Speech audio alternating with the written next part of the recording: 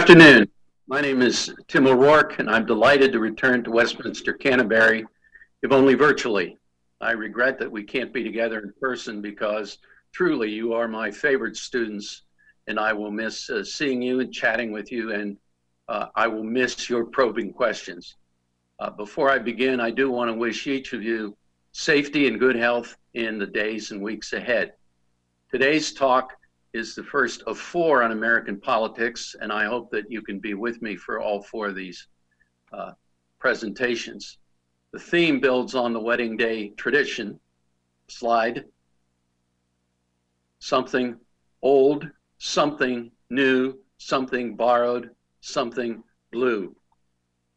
Something old is an account of Thomas Jefferson and the paradoxical tradition that he has left us. Something new is a consideration of 3 cases now before the Supreme Court that deal with the question of whether the prohibition on discrimination on account of sex covers sexual orientation and gender identity. Something borrowed refers to the growing and growing very rapidly national debt. Something blue relates to the increasing use of profanity in American language, the lack of civility, but more profoundly, the kind of blue mood in American politics. And you'll see in the photograph there some ducks that refer to the foul language that's part of something blue. Today's topic, though, is something old, Thomas Jefferson. So can we go to the next slide, please?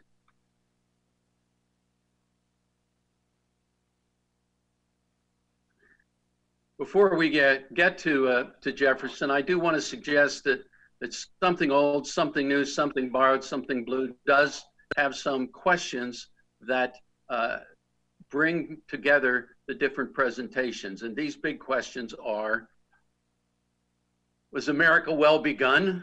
Did the founders' values continue to shape in a positive way contemporary life? What is the link or the tension between fair process and just outcomes in a democratic society? In the absence of an existential crisis, and we may be in one now, can democracy address and solve big problems? And finally, can we find common ground through meaningful and civil conversations? And now on to Thomas Jefferson.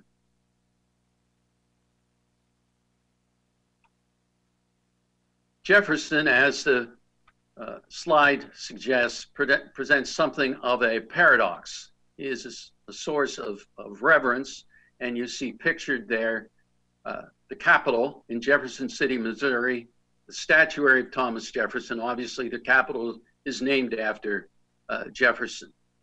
At the same time, you see a clipping from the Virginian Pilot referring to recent events in Charlottesville, which used to celebrate Jefferson's birthday, but has now decided to turn the birthday celebration into something different, a commemoration of slavery's end. And so in a sense, we have in this slide the pictures telling us about good Jefferson and problematic Jefferson. While we're on the topic of Charlottesville, though, I might mention that the idea for this set of lectures came from a colleague of mine when I was at the University of Virginia in the 1980s. Don Kettle, who is an expert on the Federal Reserve Board and the federal bureaucracy, gave a talk, something old, something new, something borrowed, something blue. And so before moving on, I wanted to recognize and honor my former colleague who's since moved on, but is highly regarded in the political science profession. And I should also mention that when I was at the University of Virginia, it was common to refer to it as Mr. Jefferson's University, and it seemed as if every talk or public lecture began with a quote celebrating the legacy of Thomas Jefferson. I suspect not so much anymore. Next slide, please. If you've ever been to Monticello, you've seen a real-life version of Jefferson's polygraph, and I've always been fascinated by this. To modern eyes, modern ears, the polygraph is a way of testing the truth of somebody's testimony. In Jefferson's day, a polygraph was a kind of copying machine, and if you wrote with one pen, a parallel pen would make a copy of the letter. And in Jefferson's case, the polygraph suggests to me that perhaps he wrote with one pen, but the second pen copied something different. And so the polygraph is both a testimony to the actual mechanism as Jefferson used it, but also a kind of test of truthfulness in the way that Jefferson presented his ideas and lived his life. One of Jefferson's biographers, Joseph Ellis, said, Jefferson's stance on slavery seemed to straddle a rather massive contradiction. His posture of public probity, that slavery should be ended, was at odds with his personal behavior and political interest. And Ellis went on to say that Jefferson had nearly Herculean powers of self-denial. Next slide. I'm a great fan of beautiful maps, and this map is America in 1820. And 1820 is, of course, the year of the Missouri Compromise. We're now in that bicentennial year. I think nobody thinks to celebrate the Missouri Compromise. It was a problematic event, and in some ways a pivotal event in the life of Jefferson, and perhaps sealed his reputation as an enigmatic or paradoxical character. And I have more to say briefly about the Missouri Compromise. The iconic Jefferson is reflected in the statuary in the nation's capital. And the testimony from Jefferson gives us part of his legacy. The God who gave us life gave us liberty. Can the liberties of a nation be secure when we have removed a conviction that these liberties are the gift of God? Indeed, I tremble for my country when I reflect that God is just, that his justice cannot sleep forever. Commerce between master and slave is despotism. Nothing is more certainly written in the book of fate than that these people are to be free. This is good, Jefferson.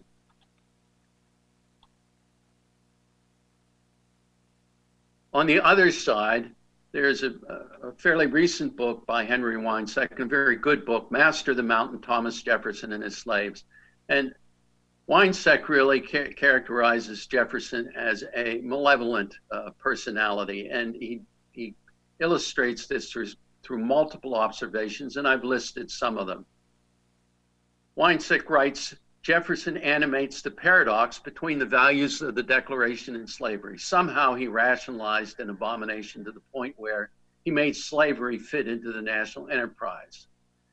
Weinsack goes on to say that Jefferson's wealth and lifestyle were dependent on slavery. And remarkably, Weinsack notes that births alone added 143 slaves to Jefferson's plantation in the 1780s and 1790s. According to Weinsack, Jefferson's slaves were both underfed and overworked. Weinsack accepts the view that Jefferson carried on a long-term sexual relationship with the slave Sally Hemings that resulted in offspring, even as Jefferson himself on many occasions condemned miscegenation. Jefferson's views of African Americans were contradictory. In his notes on the state of Virginia, about which I'll have more to say shortly, he said that African Americans were innately inferior. On the other hand, he relied on his slaves, quote, specialized skills such as woodworking, bricklaying, smithing, coopering, cooking, carriage building, in making Monticello a highly productive plantation. Various times Jefferson supported manumission, and at other times he said that blacks were unsuited for it. And then there's the special case of Jefferson's failure to execute the will of Tadeusz Kosciuszko, a veteran of the American Revolution. And I'll have more to say about that later on. But again, according to Weinsack, Jefferson's failure to execute the will showed Jefferson's utter hypocrisy. And finally, Weinsack says Jefferson's actions and opinions were not so much paradoxical as perverse. So here we have kind of the two sides of Jefferson, iconic and malevolent. Next slide, please. I think the positive story of Jefferson, though, starts with the Declaration of Independence, for which Jefferson Jefferson is the author. The best book on the Declaration of Independence is Pauline Myers' American Scripture, Making the Declaration of Independence. And Meyer makes the case that the Declaration had to be compelling because it was a statement for which men would have to offer their lives.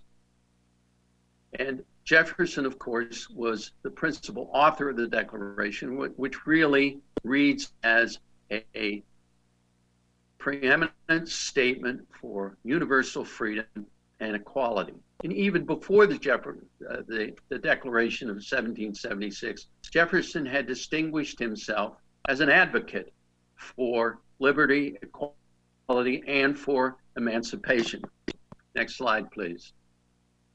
In 1774, Jefferson had written a summary view of the rights of British America. And this was a document that was essentially trying to move the dial to avoid a break with Britain.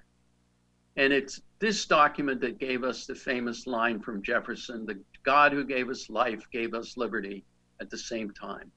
And in this document, Jefferson writes the following, and you can see it on your screen. "The abolition of domestic slavery is the great object of desire in these colonies where it was unhappily introduced in their infant state. But previous to the enfranchisement of the slaves we have, it is necessary to exclude all further importations from Africa. Yet, our repeated attempts to effect this by prohibitions have been hitherto defeated by His Majesty's negative, thus preferring the immediate advantages of a few British corsairs to the lasting interests of the American states and to the rights of human nature deeply wounded by this infamous practice." In other words, the colonists petitioned the British king to end the slave trade, and the king rejected these petitions. And so this brings us forward then to the Declaration of Independence.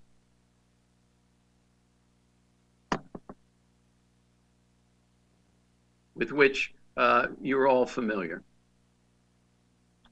And we celebrate today the lines, "We hold these truths to be self-evident, that all men are created equal, that they are endowed by their Creator with certain unalienable rights, that among these are life, liberty, and the pursuit of happiness." People in Jefferson's time generally supported, and if not evenly, this fundamental statement of basic human rights. Jefferson is the principal author, although a committee of the Continental Congress was charged with drafting the document, and Jefferson was joined on the committee, among others, by the esteemed Ben Franklin and John Adams. Next slide, please. Interestingly, Jefferson, in his original draft, had included language in the Declaration that harkened back to his 1774 statement. And Jefferson included language with a specific condemnation of slavery. And you can see it on your screen. I'll read part of it.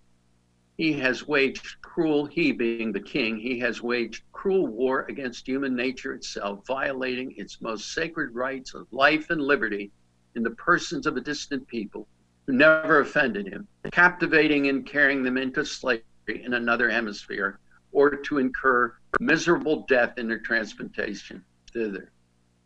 He has prostituted his negative, in other words, he's vetoed every legislative attempt to restrain this execrable commerce. And he is now exciting these very people to rise in arms among us and to purchase that liberty of which he has deprived them.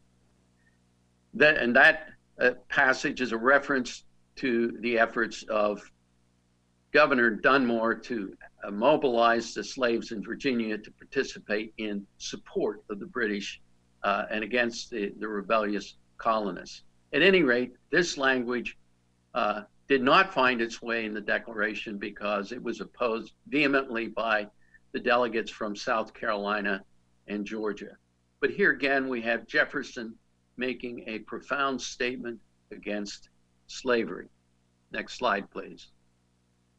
In that same year, Jefferson drafted a constitution for Virginia. Jefferson's draft was not adopted by the Commonwealth. That privilege belongs to George Mason. But in Jefferson's draft, he set out this language: no person hereafter coming into this country shall be held within the same in slavery under any pretext whatever. And so Jefferson's writings during the Revolutionary period constitute a profound statement in behalf of liberty and equality and against slavery. A recent book that is well worth your time, America's Revolutionary Mind, A Moral History of the American Revolution and the Declaration that Defined It, is written by C. Bradley Thompson, who's a political philosopher at Clemson University. And this book makes a compelling, highly readable case that Jefferson, in writing the Declaration of Independence, was not merely speaking for himself. He was speaking for the people of America. And in a sense, Jefferson was not one person, but a representative of many people. Thompson says in one place that so many state constitutions and bills of rights would replicate the Declaration's language of all men seems to make clear that America's revolutionary founders meant the phrase literally and without qualification. Thompson goes on to say, quote, there were no proponents of slavery as a positive good during the Revolution and founding. The intellectual case for slavery did not arise in America until the late 1830s, when the institution came under attack from Northern abolitionists. So believe the Declaration and believe that the people who wrote it meant it. But now we have controversy over the last year or so over the New York Times Magazine's 1619 Project, which has argued that the real beginning of America is not 1776, but 1619, when the first slaves made their way to America's shores.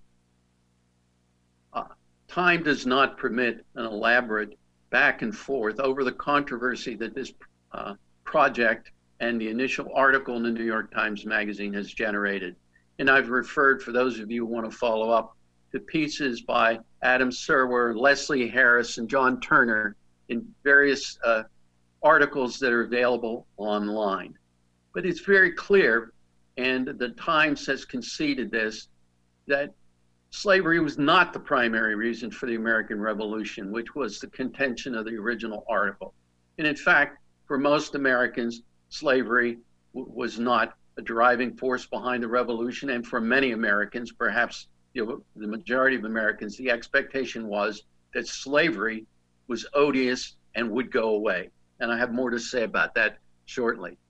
Next slide, please. Joseph Ellison, founding brothers, writes, at least at the rhetorical level, the egalitarian principles on which the American revolutionaries had based their war for independence from Great Britain places slavery on the permanent defensive and gave what seemed at the time a decisive advantage to the anti-slavery side of any debate. In the long run, the liberal values of the Declaration did indeed win out, but we also need to recognize that in the short run, during and immediately after the War for Independence, there was a prevailing consensus that slavery was already on the road to extinction. And Ellis notes, and along with others, that there were emancipation proposals tied for military recruitment to the Continental Army, that many African Americans gained freedom by fighting for the revolutionary cause, that General Lafayette called for a general emancipation after the war, and that shortly after the revolutionary, during and shortly after the revolutionary period, slavery was abolished in Vermont, New Hampshire, Massachusetts, Pennsylvania, Rhode Island, Connecticut, later in New York and New Jersey. Virginia allowed for voluntary manumission on an individual basis in 1782. And the Northwest Ordinance of 1787 prohibited the introduction of slavery into the Northwest Territory. Jefferson himself, if we go to the next slide, said in, previous slide, Jefferson himself, in a draft for the Northwest Ordinance in 1784, made that very proposal that slavery be excluded from the Northwest Territory. Now, next slide, please. In the drafting of the Constitution, we all recognize, I think, that it was a compromise between pro-slavery and anti-slavery elements. And we remain to this day conflicted and disturbed by the original document, which included language that preserved the slave trade until 1808 and contained the odious 3/5 compromise. But it's important to recognize, and this is pointed out in the book by Sean Wilentz, No Property in Man, that there were conflicting expectations of how the country would develop. Oliver Ellsworth at the Philadelphia Convention said, quote, "Slavery in time will not be a speck in our country." In other words, the expectation was that slavery was a dying enterprise that would go away. Well, that turned out not to be the case. But as for the Constitution itself, while it was expected that the Southern interests might have a dominant role in the Congress for the foreseeable future, turned out not to be the case. By 1856, non-slave states had a 176 to 120 advantage over slave states in the Electoral College. Essentially, slave interests were a guaranteed minority in the election of presidents, and that helped account for the success of Abraham Lincoln in 1860. So this is, to my reading, more evidence that the founding era was anti-slavery, pro-liberty, pro-equality. But let's return to Jefferson and take a look at his notes on the state of Virginia, to which I referred earlier. The notes were written in 1781 and 82 and distributed in 1785 and 86, published in America in the Constitution years 1787. The notes are a systematic report on the geography, ecology, the flora and fauna, the people, religion, manners, laws, and history of Virginia. What's of interest to us here is what Jefferson said about the races. First of all, population in Virginia at that point in time, about 568,000, almost evenly divided between free people and slaves. Jefferson made an extensive commentary on the nature of slavery, noting that it had pernicious effects on the behavior of the masters. Quoting Jefferson, "The whole commerce between master and slave is a perpetual exercise of the most boisterous passions, the most unremitting despotism on the one part and degrading submissions on the other. Our children see this and learn to imitate it." But then Jefferson characterizes African Americans in starkly racist terms, and I won't make an extended commentary on this, but a representative quotation is, "Never yet could I find that a black had uttered a thought above the level of plain narration." Keep in mind Weinsteck's comment that Jefferson was highly dependent on the specialized skills of the slaves who worked at Monticello and made that a highly productive economic venture. Interestingly, Benjamin Rush, a contemporary of Jefferson's, perhaps offered the most compelling rebuttal to Jefferson's characterization of African Americans. And Rush suggested that if African Americans exhibited some of these traits that Jefferson had described, it was because of the pernicious effects of slavery. In the notes, Jefferson proposed a comprehensive policy of manumission, of emancipation. And according to Jefferson, that African Americans born after a certain date should be raised, emancipated, and then deported, and an equal number of whites brought in. So it's a proposal for emancipation, but not for integration. Jefferson says it will probably be asked, why not retain and incorporate the blacks into the state and thus save the expense, that is, of deportation? Deep-rooted prejudices entertained by the whites, 10,000 recollections by the blacks of the injuries they have sustained, new provocations, the real distinctions which nature has made. And so it is manumission of a sort, but hardly an elevated approach to the problem of liberty and equality. Next slide, please. Two books of which I'm quite fond. One is A Wilderness So Immense by John Kukla. It's about the Louisiana Purchase, to which I'll turn shortly. And the second, Mr. Jefferson's Women. And in that book, Kukla spends a lot of time on Jefferson's relationship with Sally Hemings, but also his relationship with other women in his life. It's an unflattering portrait. But the next slide, please. This is Jefferson on the left at the time of the notes on the state of Virginia, statuary that is in the state capitol, and then a portraiture of Jefferson as president. And it brings me to the next subject. Jefferson, of course, consummated the purchase of Louisiana, which occurred formally on April 30th of 1803. And what you see there is a sculpture that is on the banks of the Missouri River behind the Capitol in Jefferson City, Missouri, which shows the signers of the Louisiana Purchase, Robert Livingston, James Monroe, and the French diplomat Francois Barbé Marbeau. Little background on the Louisiana Purchase. The Mississippi Valley, including New Orleans, was in French hands from 1608 to 1763, after which the eastern half was given over to the British and the western half to Spain. And this, of course, reflected the result of the 7 Years' War, as it was known in Europe, or the French and Indian War, as it was known on this side of the Atlantic. The French lost, and the consequence of the loss was the forfeiture of these lands to Britain and Spain. So Spain controlled both halves of the Mississippi River and New Orleans through the latter half of the 1700s. In 1801, in a secret deal, Spain gave back to France the Mississippi River and the lands west of the Mississippi, as the Emperor Napoleon was seeking a new role for the French in North America. When Jefferson found out about this in 1802, he was alarmed because the French were a more formidable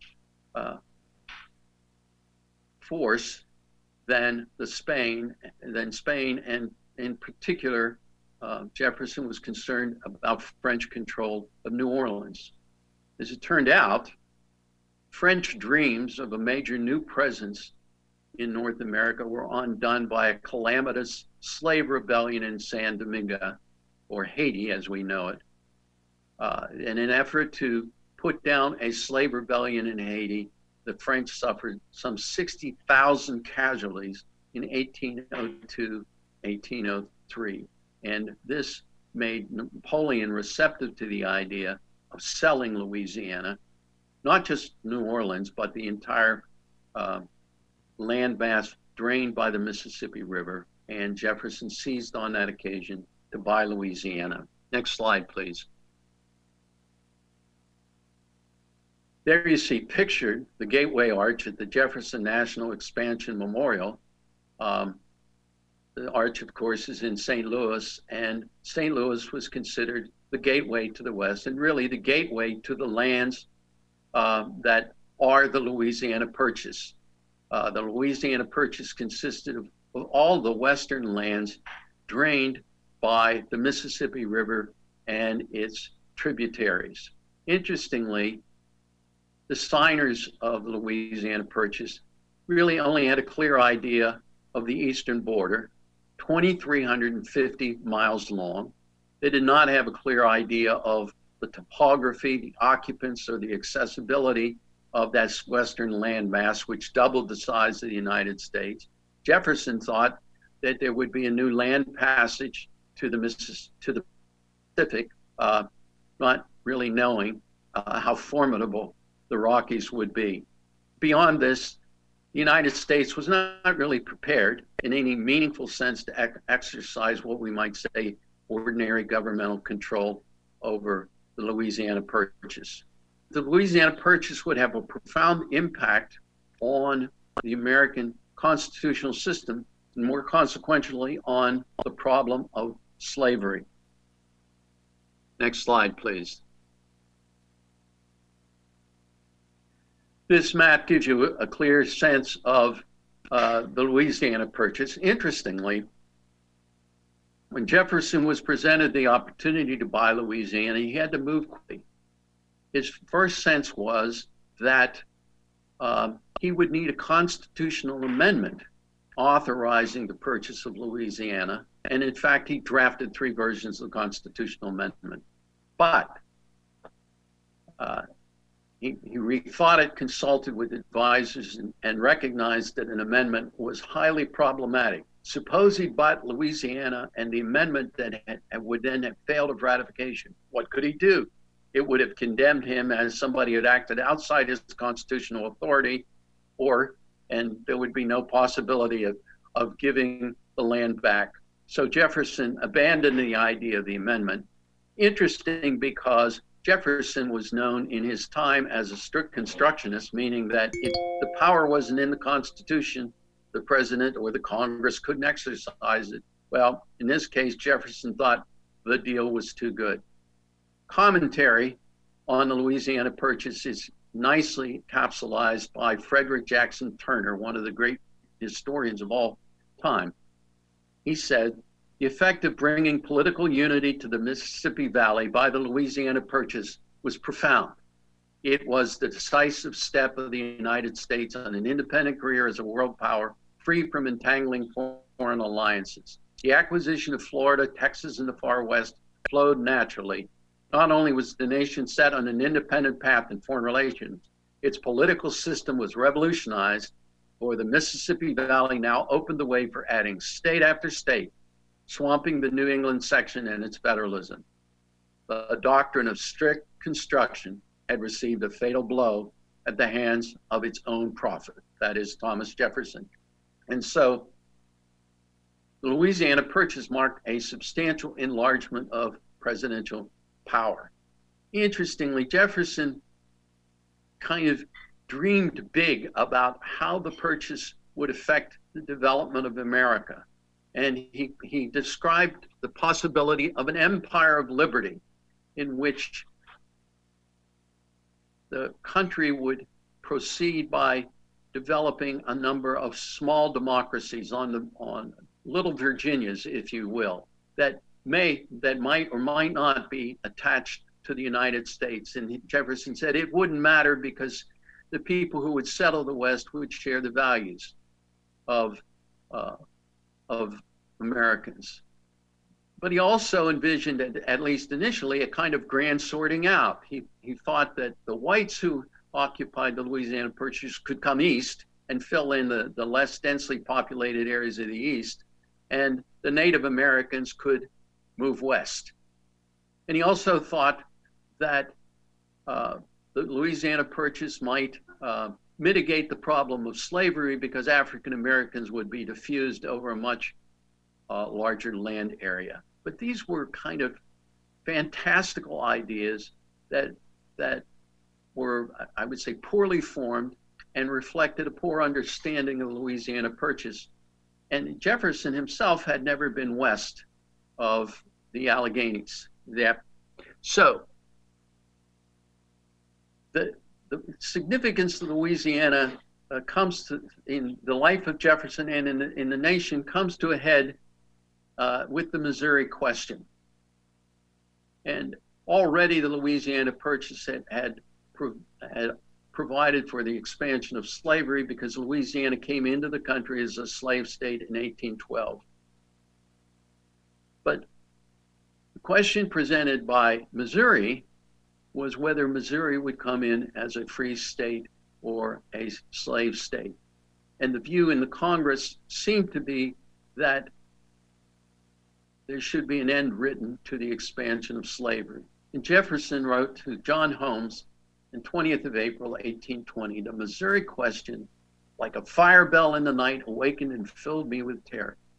There is not a man on earth who would sacrifice more than I would to relieve us from this heavy reproach in any practicable way, the cession of that kind of property, if in a way a general emancipation and expatriation could be effected. And gradually, and with due sacrifices, I think it might be.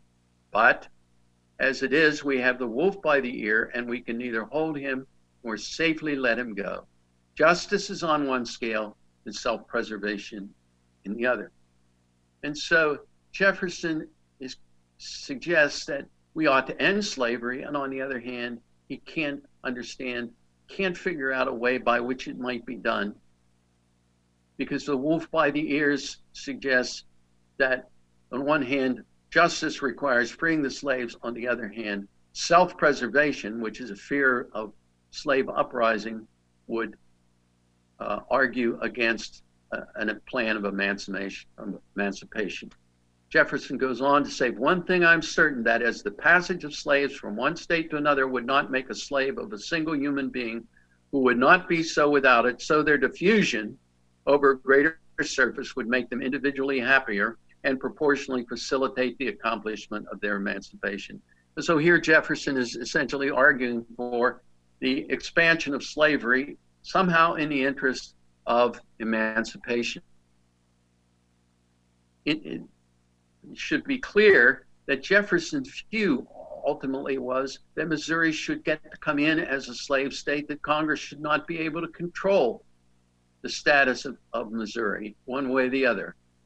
For if Congress once goes out of the Constitution to arrogate a right of regulating the condition of the inhabitants of the states, its majority may, probably will, next declare that the condition of all men within the U.S. shall be that of freedom, in which case all the whites south of the Potomac and Ohio must evacuate their states, and most fortunate those who can do it first, and so far this crisis seems to be advancing.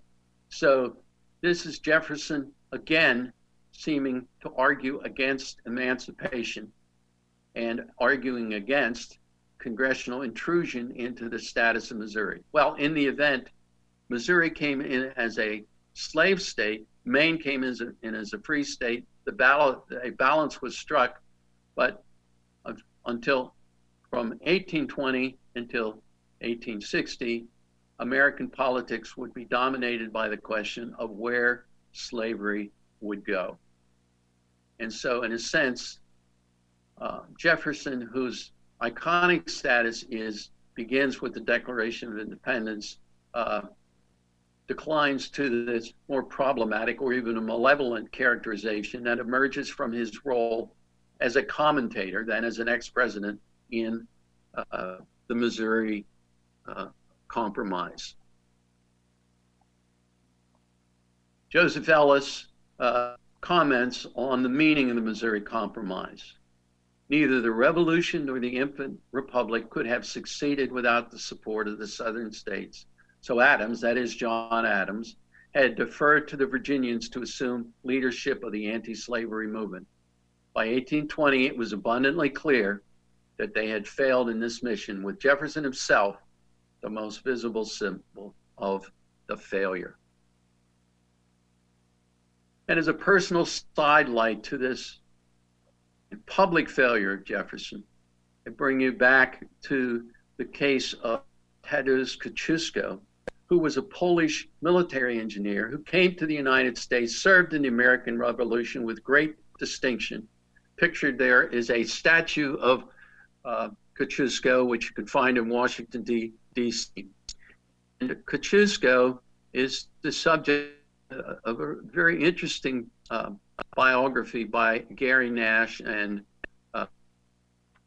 an associate It's called Friends of Liberty, and the book is a biography of Jefferson, of Kosciuszko, and Agrippa Hall, who was a free black who served in the Revolutionary War, part of that time as an aide to Kosciuszko.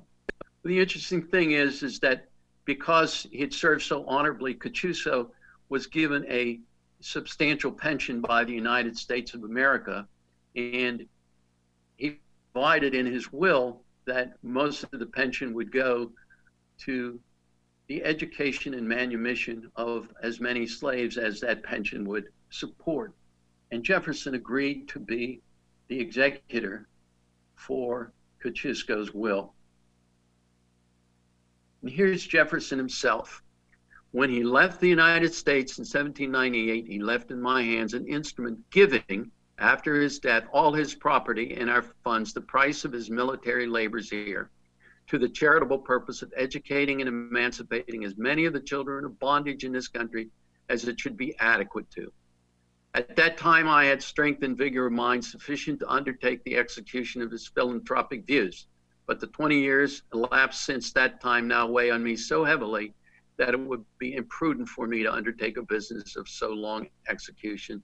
Therefore, taking measures to have it placed in such hands as will ensure a faithful discharge of his philanthropic views. In other words, Jefferson reneged on his promise to execute the will of his friend and his great patriot.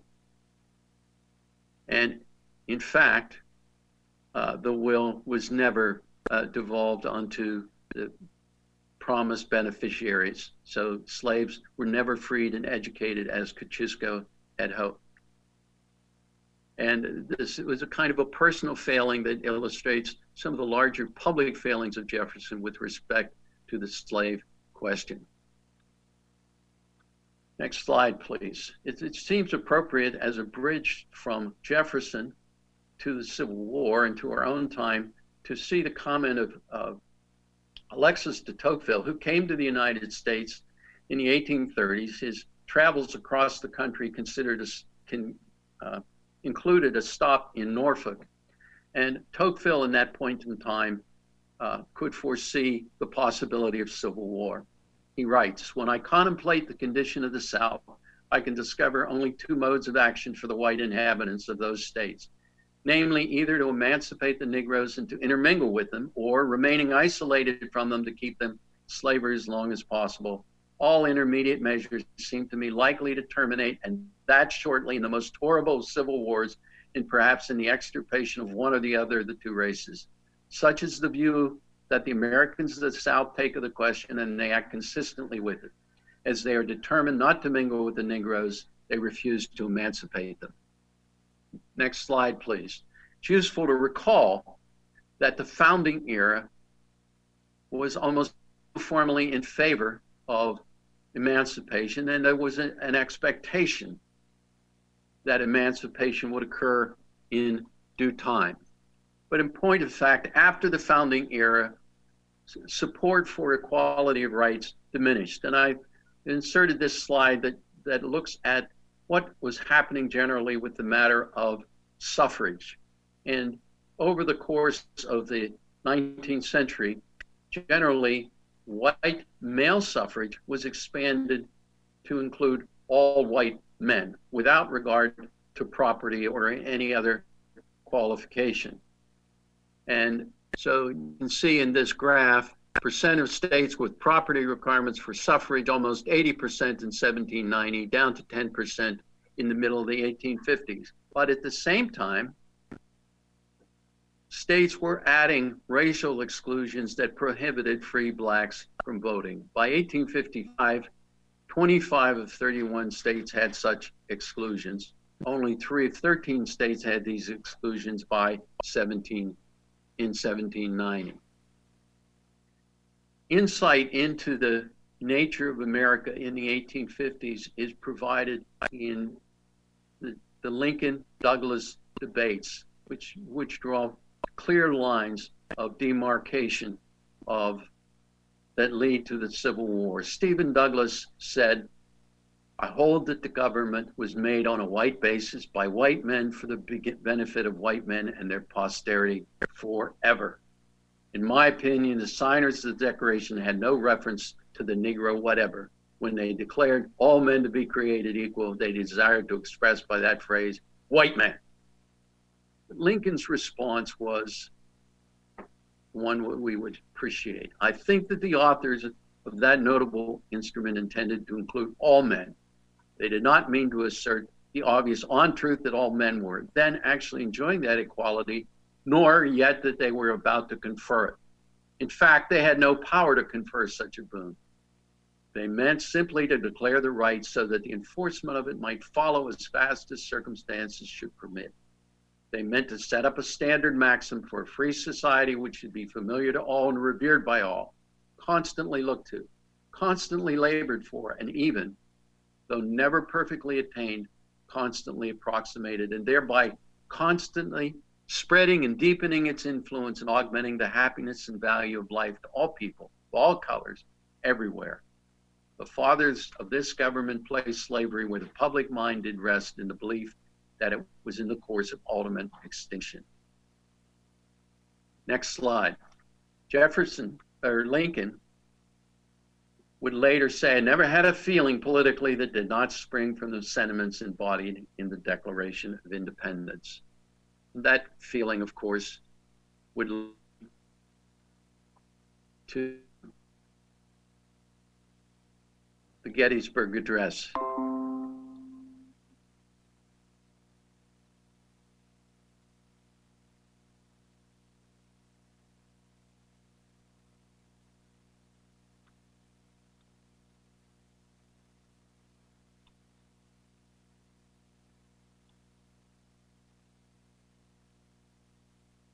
So I'm the Gordon Wood slide. Thank you, Bob.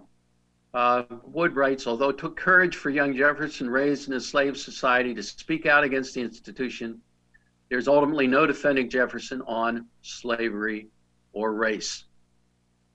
He even tried to do something about limiting it, but his suspicions on Black racial inferiority are so abhorrent that his moral credentials appear to be fatally compromised. Yet, despite his repugnant views on race, Jefferson still had something to say to us today.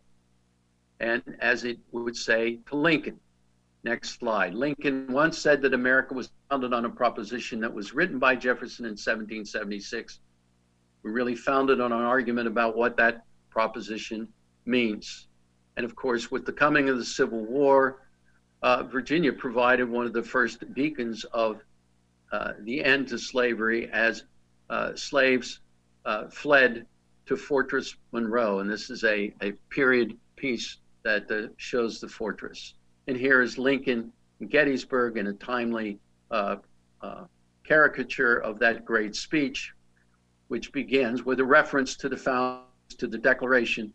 7 years ago, our fathers brought forth on this continent a new nation, conceived in liberty and dedicated the proposition that all men are created equal. And it ends, of course, that we highly resolve that these dead shall not have died in vain, that this nation under God shall have a new birth of freedom, and the government of the people, by the people, for the people shall not perish from the earth. So Lincoln reclaims the Declaration of Independence, and it's important to note, as Richard Brookhiser points out, that Lincoln talks about not a birth of new freedom, not something new, but a new birth of freedom, which is to reclaim the values of the Declaration of Independence. I ran across a passage from a historical travelogue from John Russell Young, who went around the world with Ulysses S. Grant, the former president and Union General. The trip took place in 1877 and 1878, 1879, and in the course of that trip, Grant reminisced about the war and about Reconstruction.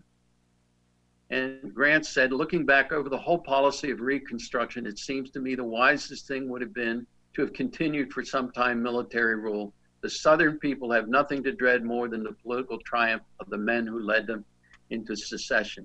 I thought this was interesting as a comment on Jefferson because Grant is commenting now 12 or more years after the end of the war, and it's clear with the removal of Northern troops from the South that Reconstruction had not fixed the problem of race relations. In fact, it would be 100 years before the Civil Rights Act of 1964 and the Voting Rights Act of 1965 would begin to bring genuine equality into the life of the South and African Americans nationally. And in fact, we're still dealing with many of these issues. And the reason I think Grant's comment is of value is because Jefferson and others who at least seem to give lip service for manumission and emancipation continually grappled with the problem of how do you bring it about. And Grant's comments, I think, reflect on the difficulty of that. Still, we have to revert to the importance of the Declaration of Independence, and no more profoundly stated than by Reverend Martin Luther King in his I Have a Dream speech. When the architects of our republic wrote the magnificent words of the Constitution and the Declaration of Independence, they were signing a promissory note to which every American was to fall heir. And so, as the Declaration inspired King, it inspires all of us, and it inspires people the world over. In 1991, I had the privilege to meet Arpad Gance, who came to the United States as the first freely elected president of Hungary, elected after the fall of the Berlin Wall in 1989. Gance had actually been imprisoned after the Hungarian uprising in 1956, and at one time under sentence of death, but he came to the United States in 1991, now as part of a free country and very much influenced and inspired by the Declaration of Independence.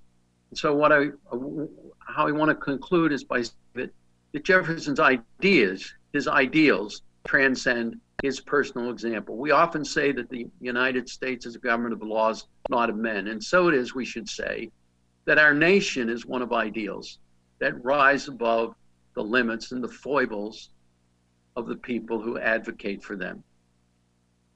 All men and women are created free and equal. Thank you very much for your time today. It's great to be with you again. I hope you're all well. Please email me if you have questions. I look forward to hearing from you, and I'll see you next week. God bless.